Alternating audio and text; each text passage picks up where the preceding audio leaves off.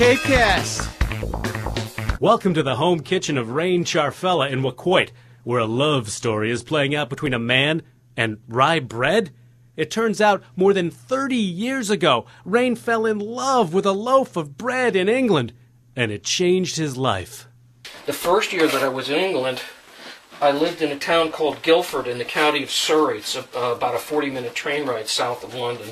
And I would walk to work from my room that I rented. And on the way, there was, in the town of Guildford, right on the high street or main street, there was a small baker, and I would go in there once a week for a loaf of bread. And this is the bread that I ate. I've never had this bread in this country. I've tried rye bread for 35 years ever since. And I've always thought someday, when I get around to teaching myself how to bake, I will try to make this rye bread. So there's been this sort of longing, a lingering longing, rye bread longing, for decades inside you. 35 years, yep. Fast forward to spring of 2010, when rye dreams begin to come true. Rein begins a 6-month period of recipe experimentation and working on his technique so he can reproduce that loaf of dreams. I got to the point where I said, this is what I remember. This is what I like. This tastes good to me. We asked Rein what makes rye bread sing.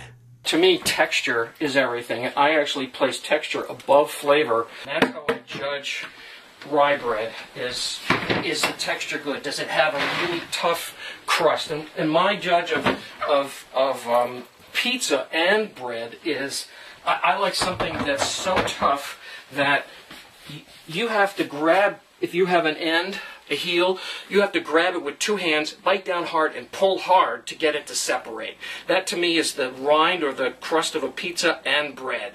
Now why something you can get your teeth into? I just like that. It's a comfort thing with me. It's like I can chew it. It's like I'm not eating air. I'm eating something real. Last fall, Rein began selling his bread locally, and his bread business is rising. Yesterday I did 48 loaves in one day, and to a commercial baker that's nothing. That's a minute. But to me, shaping it all completely by hand, that's a big deal. The taste test. Oh, what a crust, Rein. Oh my God. This is one of the most delicious things I've ever had in my life. Now you know why I had on that farmfresh.org site, among the comments, somebody said, oh my God. Oh my God. And I've actually heard that twice so far at the farmer's market. Oh man. Like if I asked you, Rein, come on, you know, I'm from a giant Midwestern bakery concern, I'd like your recipe, you would probably... I wouldn't sell it for love or money. I worked too hard for it. I like this too much. Your relatives would say to you, Rein, what do you say? Give me the recipe. No. No one? No. Your wife? No. Nobody knows a recipe. I'm dying with it. You know what? I have a grandson who just turned 1. If he ever decides to become a baker, I might give it to him. So that's the only guy that might have a shot at it years from now. Maybe, if he's nice to me, yeah. So he's got to watch his P's and Q's for a while.